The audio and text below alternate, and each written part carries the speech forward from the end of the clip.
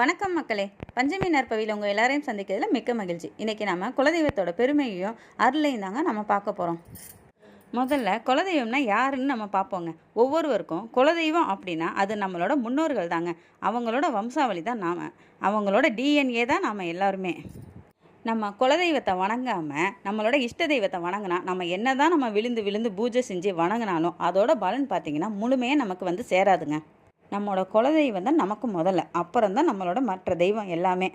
இவங்களை வணங்கிட்டு தான் நம்ம அடுத்த தெய்வத்தை நம்ம வணங்கணும்னு எல்லாருமே சொல்லுவாங்க. அது ஏன்னு பார்த்தீங்கன்னா, நாம் ஏதோ ஒரு வேண்டுதல் வச்சுக்கிட்டு நம்மளோட இஷ்ட தெய்வத்தை நம்ம நினச்சி பூஜை பண்ணிக்கிட்டே இருப்போங்க. ஆனால் அது நம்ம நடக்கவே இல்லையே, அது என்னாச்சு அப்படின்ட்டு நம்ம யோசிச்சுட்டே இருப்போம். அதுக்கு என்ன காரணம்னு பார்த்தீங்கன்னா, நம்ம குலதெய்வத்தை நம்ம சரியாக வணங்காததுனால தான்.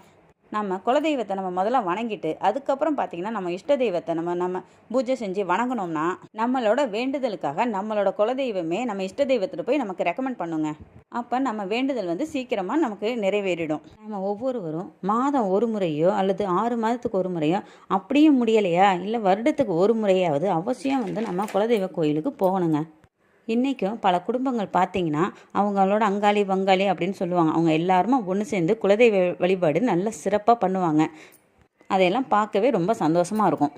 ஆனாலும் ஒரு சில பேர் பார்த்திங்கன்னா நல்ல வசதி வாய்ப்புகளோடு நல்லா இருப்பாங்க. ஆனால் அவங்களுக்கு பார்த்திங்கன்னா ஏதோ ஒரு விதத்தில் தடங்களோ இல்லைன்னா நிம்மதியின்மையோ இல்லை உடல்நிலை குறைபாடோ இல்லை ஏதோ ஒரு நெருடல் பார்த்திங்கன்னா இருந்துக்கிட்டே இருக்குங்க. அதுக்கு காரணம் என்னன்னு பார்த்திங்கன்னா குலதெய்வ வழிபாடு சரியாக பண்ணாமல் இருக்கிறதுனால தாங்க.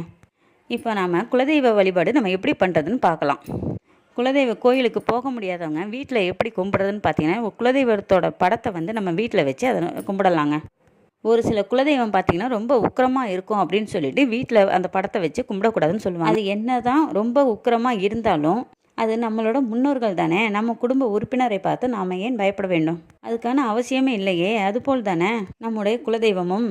குலதெய்வத்தை பார்த்திங்கன்னா பொதுவாக அமாவாசை, பௌர்ணமி இல்லைன்னா ஞாயிற்றுக்கிழமை இந்த மாதிரி கிழமைங்களை வழிபாடு செய்கிறது ரொம்ப நல்ல விசேஷத்தை கொடுக்குங்க. ஒரு சிலருக்கு பார்த்திங்கன்னா அவங்களோட குலதெய்வம் எதுன்னு தெரியாமையே இருப்பாங்க. அவங்க அவங்களோட ஜாதகம் மூலியமாகவோ அல்லது இந்த நாடி ஜோதிட மூலமாகவோ அதை நம்ம அறிஞ்சிக்கலாம். நம்முடைய தெய்வம் நமக்கு நல்லது செய்யதாங்க காத்துக்கிட்டு இருக்கோம். ஏன்னா நாம் அவங்களோட வழியாக வந்தவங்க தான். என்ன இருந்தாலும் அவங்களோட வம்சாவளி தானே, நம்ம குலத்தை சார்ந்தவங்க நல்லா இருக்கணும் தானே நாம் நினைப்போம். அது மாதிரி தாங்க நம்ம குலதெய்வமும். இப்போ நமக்கு ஏதோ ஒரு கெட்டது நடக்க போகுதுன்னு பார்த்தீங்கன்னா அந்த மாதிரி சமயத்தில் நம்மளோட குலதெய்வம் அதை நமக்கு தெரிவிக்கிறதுக்காக ஏதோ ஒரு மூலியமாகவோ அல்லது யார் மூலியமாகவோ இல்லை ஏதோ ஒரு சமிக்கை மூலியமாக அதை நமக்கு வெளிப்படுத்துவாங்கங்க. அதை நம்ம டக்குன்னு பிடிச்சிக்கணும். நாம் பார்த்தீங்கன்னா ஏதோ ஒரு வண்டியிலையோ எதுலையோ போய்கிட்டு இருக்கோம். டக்குன்னு நம்ம ஏதோ ஒரு சொல்லுவோம்ல, நம்ம மயிலிறகளை தப்பிச்சோங்க அப்படின்னு சொல்லுவோம்ல, அதை பார்த்தீங்கன்னா அந்த டைம் தாங்க அந்த குலதெய்வம். அது நம்ம கண்ணுக்கு தெரியாது, அது எந்த விதம்னு நம்ம யோசிக்க கூட முடியாது. ஆனால் அதை நம்ம தப்பிக்கிறதுக்கு காரணம் என்னன்னு பார்த்தீங்கன்னா நம்மளோட குலதெய்வமாக தான் இருக்கும். அது நாம் என்ன தான் குலதெய்வத்தை நினச்சி வீட்டில் வழிபட்டாலும் நம்ம குலதெய்வத்தோட எல்லைக்கு கண்டிப்பாக போகணுங்க. நாம் அந்த மண்ணை மிதிக்கணும்.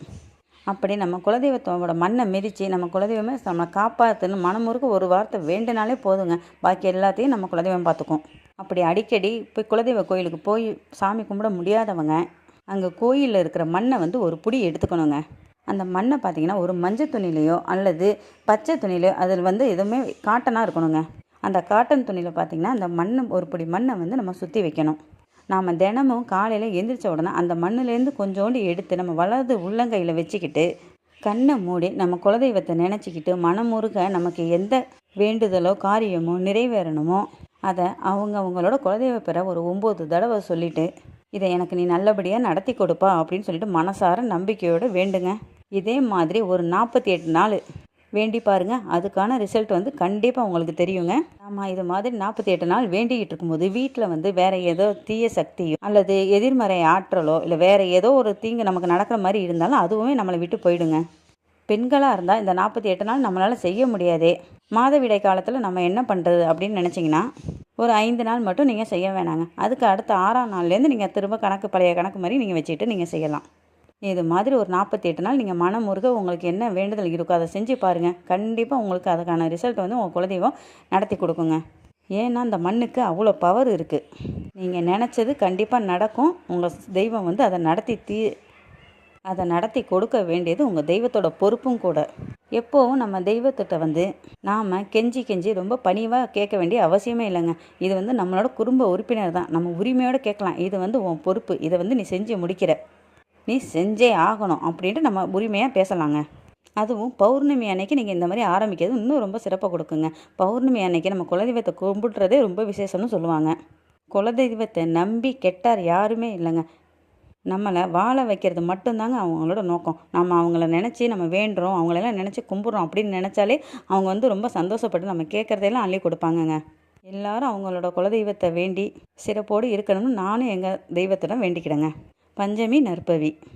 இது மாதிரி பல சிறப்பான தகவல்கள் நீங்கள் திரும்ப தெரிஞ்சுக்கணும்னு நினச்சிங்கன்னா இந்த சேனலை சப்ஸ்கிரைப் பண்ணுங்கள். வேறு எதுவும் சம்மந்தமாகவும் நீங்கள் கேட்க விரும்பினாலும் கீழே கமெண்ட் பாக்ஸில் நீங்கள் கமெண்ட் பண்ணலாங்க. அடுத்த பதிவில் உங்களை சந்திக்கிற வரைக்கும் நன்றி, வணக்கம்.